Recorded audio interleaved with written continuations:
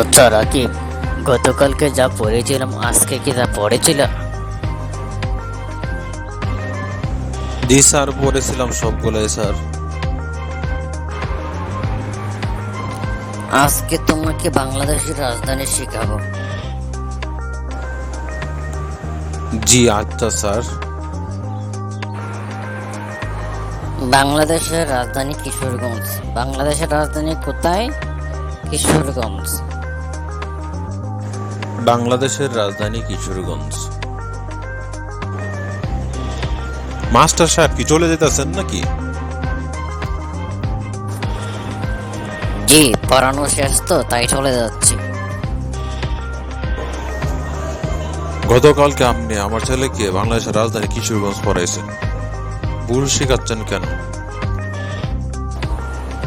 গত 3 মাসের বেতন বাকি। 3 মাসের বেতন দিলে বাংলাদেশের রাজধানী কিশোরগঞ্জ থেকে ঢাকা চলে যাব। Please subscribe our channel, like, comment and share. Thanks for watching this video. YouTube channel Preeti Cartoons Video.